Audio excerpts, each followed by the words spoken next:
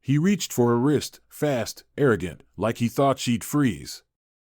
But Amara moved faster, pivoting hard, flipping him flat onto the pavement before he could blink. Two students gasped from the doorway, and as Derek Langston lay breathless on the ground, all anyone could do was stare at the quiet girl who wasn't so quiet anymore. Amara Bennett stepped off the school bus that Monday morning with her shoulders squared and her head high, just like Aunt Renee taught her. Black joggers, gray hoodie zipped up halfway, and her box braids tied into a neat high bun, nothing flashy, nothing bold. Still, she could feel it. The stairs. The shift in the air. Crestwood High smelled like waxed floors and reheated burritos, and every hallway felt like it was holding its breath the second she passed through. Back in Richmond, California, she was just another girl in the crowd. Not invisible, just regular. Here, in Willow Creek, Texas, her presence was like a siren blaring in a library. The whispers started before she even made it to the front doors. That's her. The new girl from California. She's from Richmond, I heard. You think she's in honors? They weren't yelling, but they didn't need to. Their eyes were louder than their voices. Amara kept her gaze forward, her hands tucked into her hoodie pocket, walking with purpose like her aunt always said, like you got business being there, even if you don't feel like it yet. The first teacher she passed gave her a polite nod without saying a word. Two more just scanned the crowd from their doorways, coffee cups in hand, barely noticing her unless you counted the way they paused half a second longer when their eyes landed on her. Not rude, but not warm either. Like they were trying to figure out what she was doing there. She made it to her first class, English 2, without incident, sliding into her seat near the window and pulling out her notebook. Two girls in pastel hoodies sat behind her, whispering like she was a new episode of a show they'd been waiting for. She doesn't talk much. I heard she used to go to school in Oakland. Is that close to L.A.? Amara didn't flinch. She'd heard worse. Still, she scribbled the date into her notebook harder than she meant to. Amara Bennett, the teacher called during roll call. Here, she said, calm and clear. From California? Yes, sir. He nodded like that answered all his questions. Welcome to Texas. That was the nicest thing anyone said to her all day. Lunch was worse. The cafeteria buzzed with energy, but it wasn't the kind that welcomed you in. It was territorial. People had their spots, their cliques, their codes. She carried her tray like a shield, scanning the room without making eye contact. She slipped into a seat at the edge of the cafeteria, back to the wall, near a vending machine that buzzed quietly behind her. It wasn't lonely. It was strategic. From there, she could see everyone. That's when she noticed him. Leaning against the wall near the exit doors, arms crossed, wearing a black varsity jacket with a stitched gold C on the chest. Tall, light brown skin, sharp jawline, short curls barely visible beneath his hoodie. He wasn't talking. He wasn't eating. He was just watching. Not the cafeteria. Not the teachers. Just her. At first, she thought maybe he was looking past her. Maybe there was someone else near her he was interested in. But when she looked again, his eyes hadn't moved. That night, she didn't mention him to Aunt Renee. She didn't know why, exactly. Maybe because she didn't have anything concrete to say. Maybe because she already knew what her aunt would do, call the school, show up at lunch, make a scene. And Amara didn't want that. Not yet. Instead, she sat at the kitchen table, sipping orange soda while her aunt flipped chicken in the cast-iron skillet, humming along to a Frankie Beverly song playing low from the Bluetooth speaker. You good? Renee asked, not looking back. Yeah, Amara said. Renee turned down the burner. Don't do that thing where you say you're fine when you're not. Amara shrugged. It's just weird. Being new. Everybody's already got their little worlds and friend groups. I'm just floating. Renee turned to face her, arms folded. You're not here to fit in. You're here to finish strong. Everything else? Background noise. Amara nodded. She picked at the edges of her napkin but didn't say anything else. Not about the boy in the jacket. Not about the way he looked at her like she was something he'd already figured out. The next time she saw him, he wasn't across the cafeteria. He was at her locker. Amara had just finished biology and was weaving through the halls like everyone else, earbuds in, hoodie halfway zipped, trying not to draw attention. She turned the corner and there he was, posted up against the locker next to hers, arms folded, same jacket, same stare. "Hey," he said. His voice was low. Like he wasn't asking a question, just starting a conversation he already expected her to finish. She ignored him, slid her backpack off, and unlocked her locker without looking up. "You're the new girl from Richmond, right?" he asked. She didn't answer. "You don't talk much." "I don't know you," she said flatly. He grinned. "Derek," he said. "Most people around here know me." "That's supposed to mean something?" "Not. Just saying, people are curious. Especially when someone new shows up acting like they don't need anyone." She shut her locker. "That's not an act." Then she walked off. She didn't look back, but she could feel him watching her, like he was still leaning against something, even though he wasn't. After that, it became a pattern.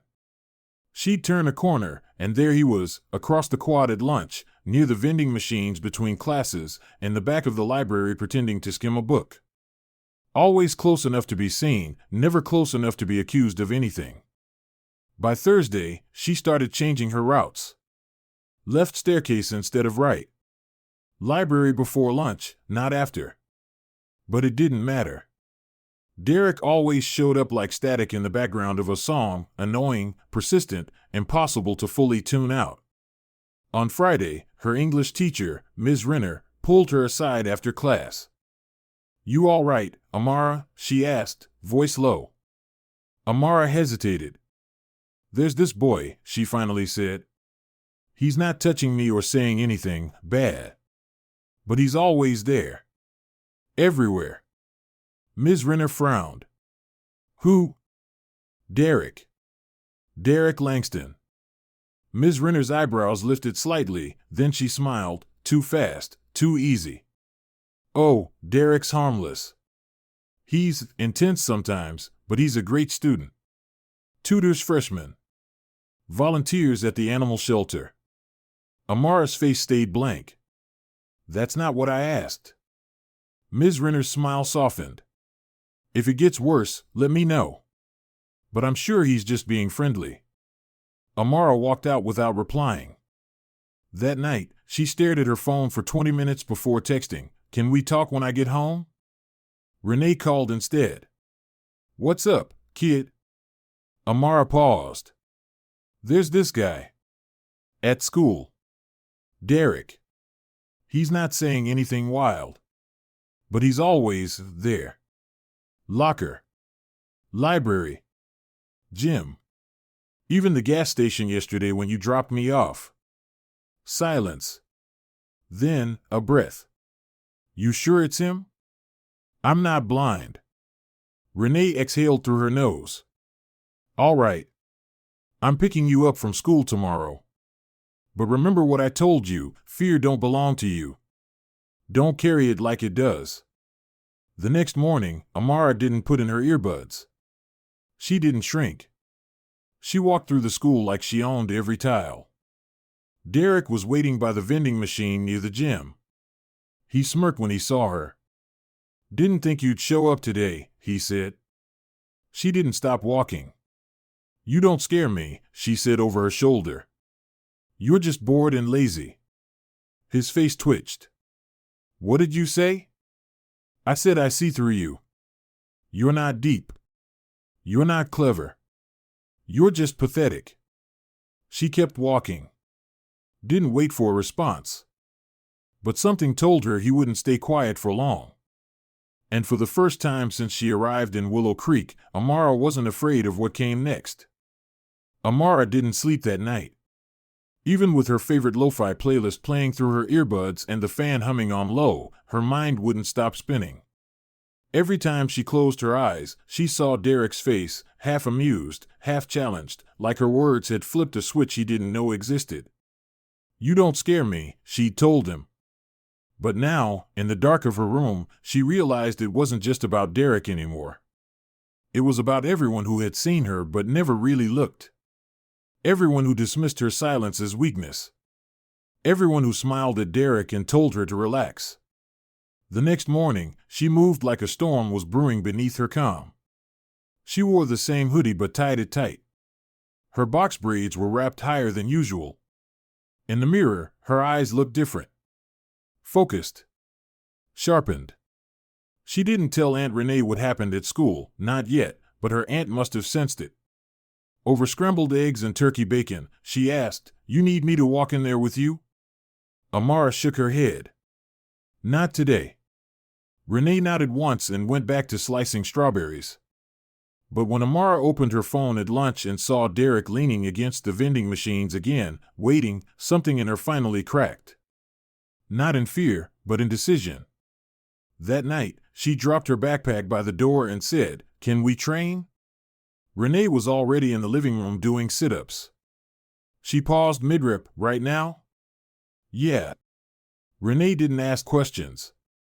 She just got up, grabbed the old duffel bag from the hall closet, and led Amara to the backyard. The grass was a little wet from the afternoon sprinkle, but the concrete patio was dry. Renee rolled out the mat and tossed Amara her wraps. "You remember how to breathe?" Amara nodded.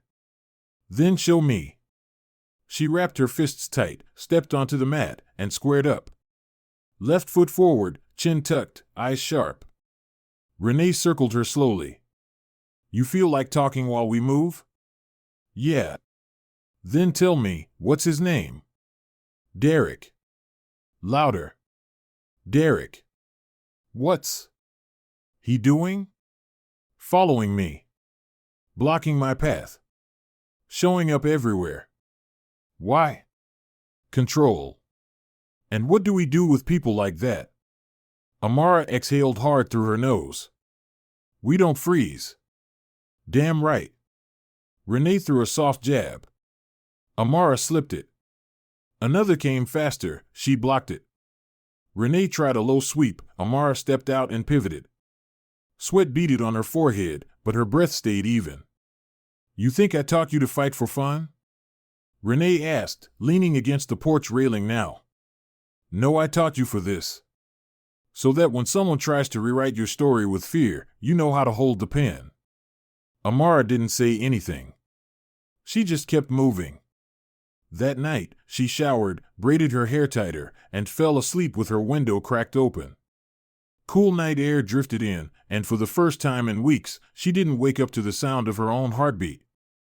The next day at school, the air felt charged. Derek wasn't by the vending machines. Wasn't in the hall after third period. But Amara didn't let her guard down. She stayed alert, shoulders relaxed but ready, footsteps steady. At lunch, she sat alone like usual. She didn't need backup. She just needed space. But something in the way the day moved felt off. Like a rubber band pulled tight, waiting to snap. Then came Friday. Amara told Renee she had a group project and would stay late.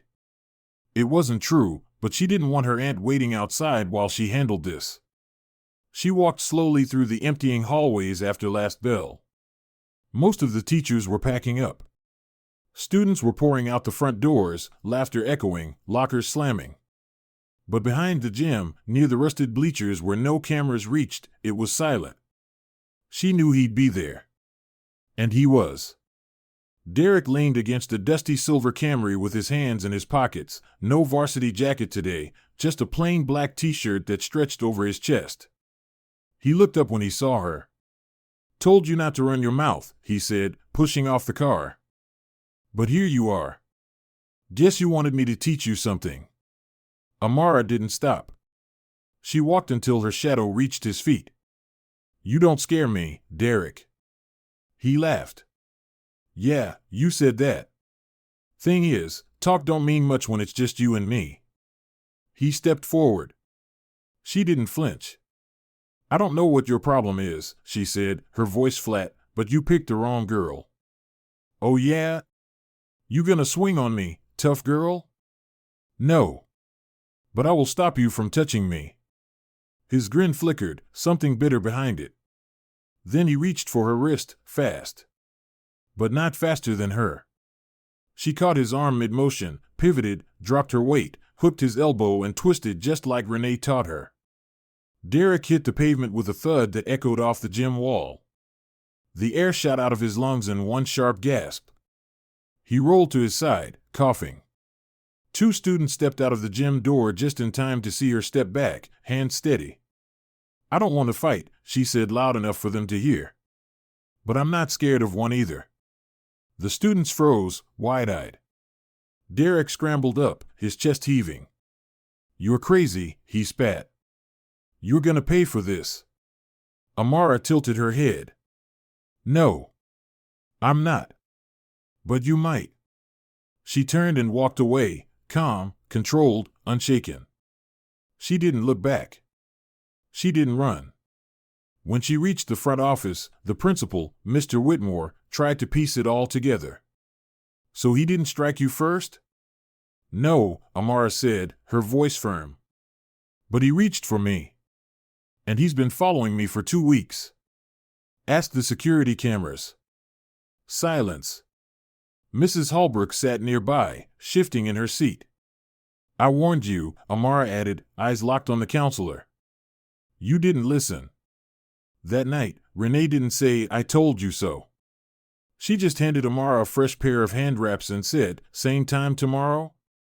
Amara smiled for the first time all week. Yeah, she said. Same time. And for the first time since arriving in Willow Creek, she knew exactly who she was. Not the new girl. Not the quiet one. Not a victim. Just Amara Bennett. Unapologetic. Unshaken. And finally the scene. Monday morning came with a strange kind of quiet. Not the awkward silence Amara Bennett had grown used to, the one filled with stares and whispers behind her back, but something else. A stillness. Like the entire school had taken a collective breath and was holding it, waiting to see what would happen next. She walked through the front doors of Crestwood High with her hoodie down, her braids tied neatly, and her backpack slung across one shoulder. Her steps were steady. Her gaze unflinching. She passed the trophy case, the senior bulletin board, the front office, no whispers followed. No one blocked her path. And Derek Langston wasn't waiting near the vending machines. Word traveled fast, faster than Amara expected. Rumor had it he was under disciplinary review, though no one said why out loud. Students passed each other notes and exchanged wide-eyed glances, but no one came to her directly. And that was fine. Amara didn't need a spotlight. She needed peace. Still, she noticed the difference. The way people looked at her had shifted. It wasn't friendliness, at least not yet, but it wasn't mockery either. It was respect. The kind that comes after someone shows you what they're really made of. Even the girls in pastel hoodies, the ones who used to giggle behind her in English, kept their eyes down when they passed. At lunch, she sat in her usual spot near the back corner of the cafeteria, the humming vending machine still keeping her company. But this time, she wasn't alone for long. Kayla Washington, a junior with thick curls and a stack of bracelets that clinked when she walked, slid onto the bench beside her. No words at first, just a nod and a knowing smile. Then, quietly, she said, he's done that before. To other girls. Nobody ever said anything. Amara didn't look up from her tray. Why not? Kayla shrugged. Because he was Derek. Because no one wanted to be the one who went up against the golden boy. She paused. But you did. Amara finally looked at her. I didn't want to. I just didn't have a choice. Kayla smirked. Doesn't matter. You flipped him like a pancake and walked away like it was nothing. Amara let out a breath that was almost a laugh. Almost. He's not gonna try that again. Not with you, Kayla said, and probably not with anybody else either. Later that day, during her study hall, Amara was called to the guidance office. Mrs. Holbrook sat behind her desk, glasses hanging from a beaded chain, fingers steepled under her chin. Her tone was gentle, overly rehearsed. We've decided to review our harassment reporting procedures and offer better support to students who feel unsafe. She didn't meet Amara's eyes. I want to thank you for bringing this to our attention. Amara didn't flinch, didn't nod. She simply replied, I brought it to your attention weeks ago. You didn't believe me. There was no response. Just a soft sigh and a forced smile. That was enough. Amara didn't need a perfect apology. She didn't need Mrs. Holbrook's validation. She'd already earned her place. That evening at home, Aunt Renee stood at the stove, stirring a pot of chili and humming to herself.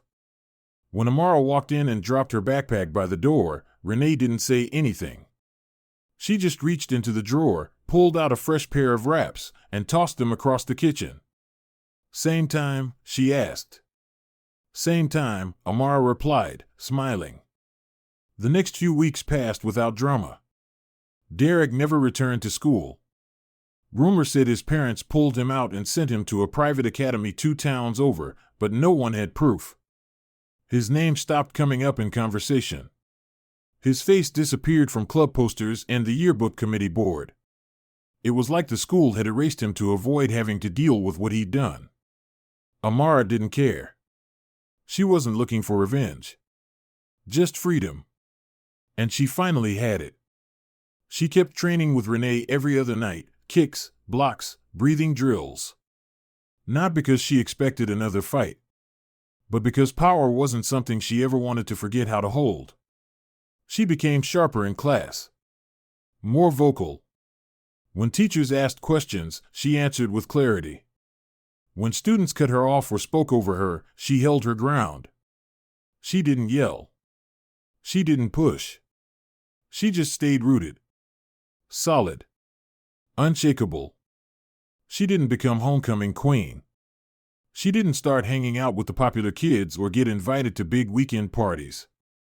But none of that mattered. What mattered was that when she walked through the halls, people moved for her, not out of fear, but out of recognition. She was no longer the new girl.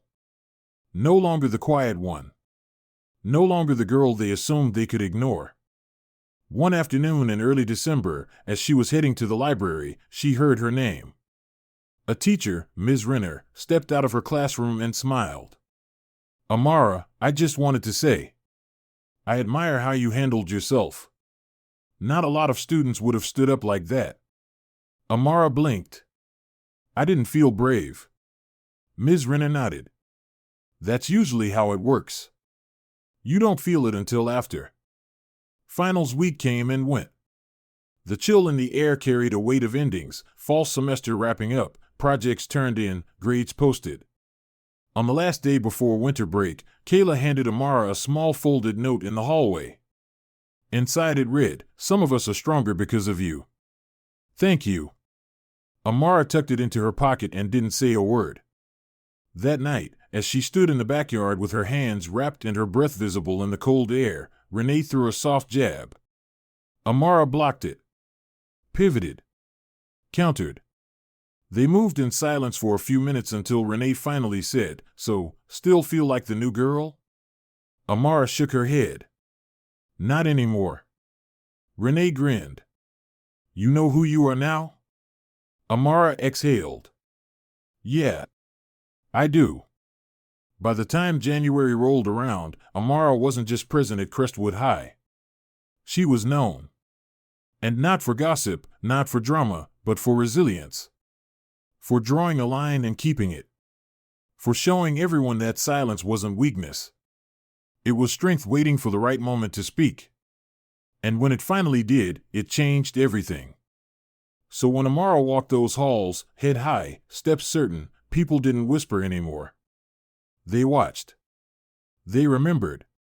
And some, maybe for the first time, listened. Because in a place that tried to define her before she said a word, she'd rewritten the narrative. Her silence wasn't surrender. It was strategy. And her power? That was never up for debate again. When I sat down to write the story of Amara Bennett, I didn't just want to create a character, I wanted to speak directly to the young people who have ever felt silenced, overlooked, or dismissed. Amara's journey through Crestwood High is not just fiction, it's a reflection of what so many students, especially young black girls, face in real life. It's about being new in a space that wasn't built to welcome you. It's about carrying the weight of judgment before you even speak. And it's about finding the strength to stand tall when the world tries to shrink you. The core message of this story is simple but powerful. Your silence is not weakness, and your worth is not up for negotiation. Sometimes, we are taught to stay quiet to keep the peace. But peace that costs you your dignity isn't peace, it's control. Amara didn't raise her voice to make people listen. She raised her standards. She didn't fight to prove a point, she stood her ground to protect her peace. And that's what made her unforgettable. To every young person listening, especially those navigating schools, systems, or communities where you feel unseen, remember this: you don't have to be loud to be heard, and you don't need permission to take up space. Trust your instincts. Speak when it matters. And never let someone's comfort matter more than your safety. And to the adults in the room, teachers, counselors, guardians, listen when a child says something feels off. Believe them. Advocate for them. The earlier you show them that their voice matters, the less likely they are to believe that silence is their only defense. On behalf of U.S. Justice Story, thank you for spending time with this story. Your attention, your empathy, and your willingness to sit with these uncomfortable truths mean everything. If this story resonated with you, please consider sharing it. You never know who might need to hear it today. Stay strong. Stay grounded. And never forget, quiet does not mean powerless.